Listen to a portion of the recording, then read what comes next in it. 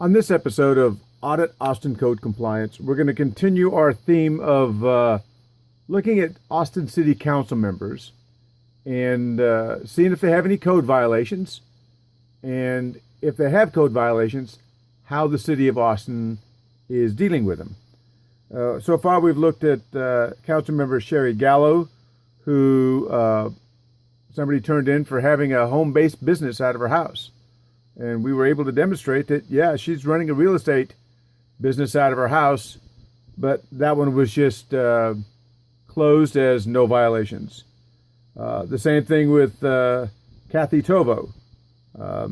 She had some problems maintaining her property in a sanitary condition, some overgrowing weeds, and that inspector basically closed the case and referred it to a city department to come clean her yard for her. Greg Kazar was had a shed in his backyard. He just recently purchased that home.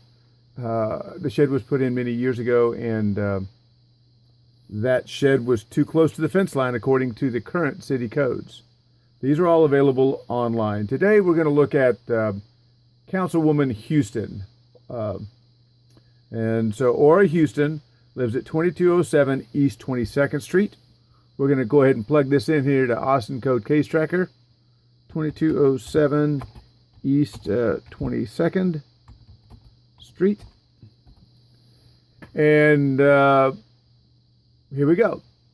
So we do show that at 2207, should I got the, yep, East 22nd Street, there is a code case that was opened up on January the 28th for land use violations. When we click on this, we can see that nothing's happened since January 28th. Today's date is April the 3rd. So January, we're at February and March.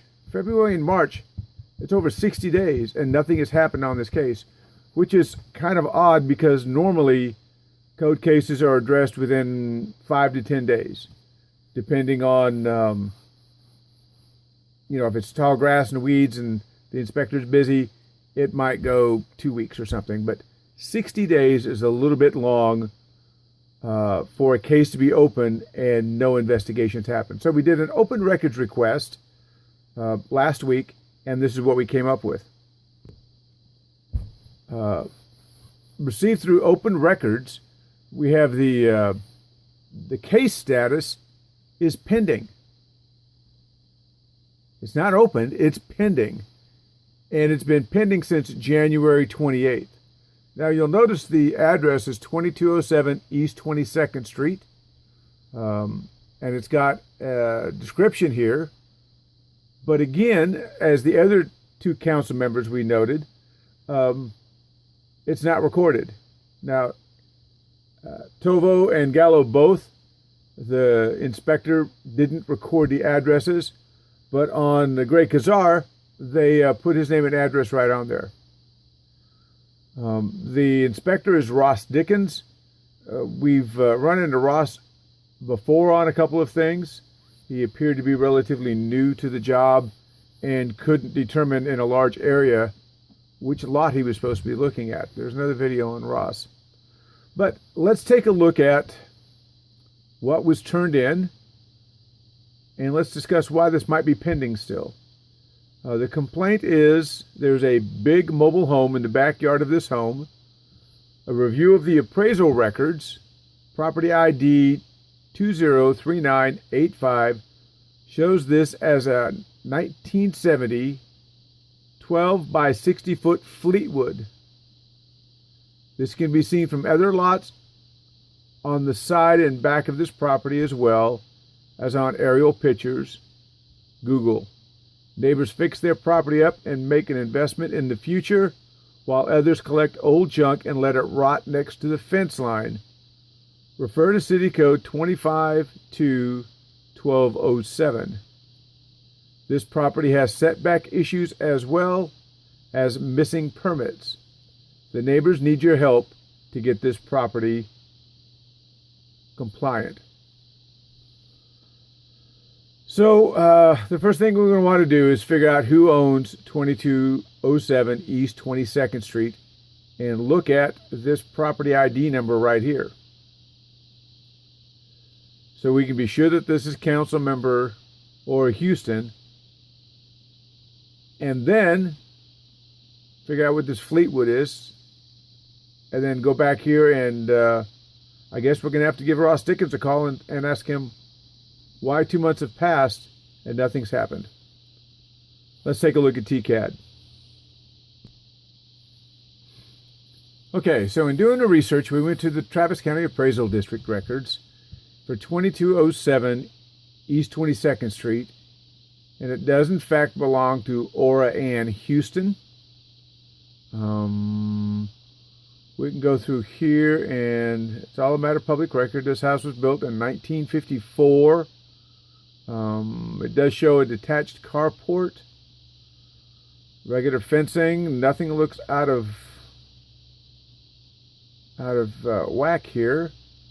And evidently, perhaps her name was Elliot at one point. It looks like she went through a divorce in 2001, but at least since 1982, this has been the house that she's lived in.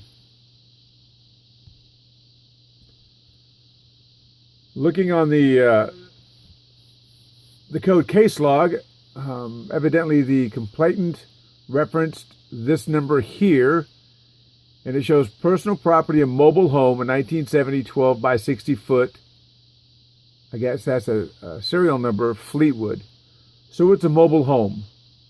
So evidently there's a mobile home on this property with the house itself, and it was built in 1970.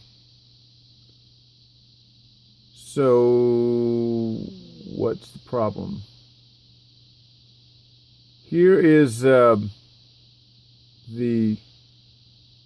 code right here that was mentioned in the complaint. 25-2-1207. Location of mobile homes other than in a mobile home park. Except as otherwise provided in this section, a person may not place, maintain, or occupy a mobile home in the city other than in a mobile home park that is licensed under this division or in a mobile home subdivision.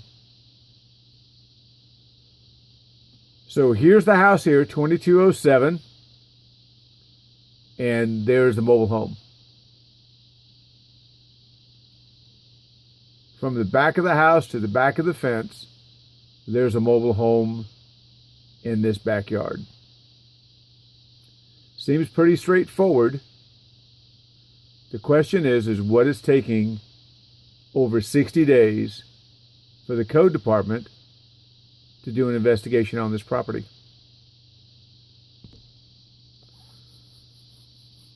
This is Councilmember Ora Houston right here, one of the sweetest, nicest people you could ever hope to meet.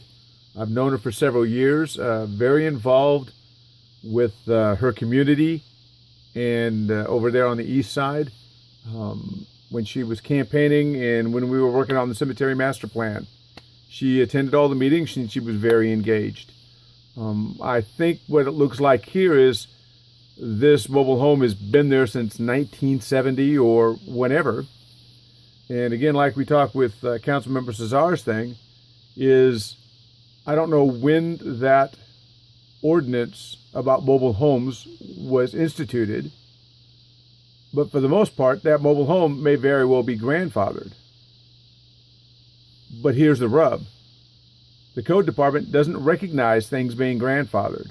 They don't want to get into the argument of, well, when was it there, when wasn't it there, because the city doesn't have good records. They've got aerial photographs going back about 10 years or so, but this one here is going to present quite a pickle for the Austin Code Department, and perhaps that's why they've taken 60 days and they still haven't done an investigation. So we're going to watch this one pretty closely and see what happens.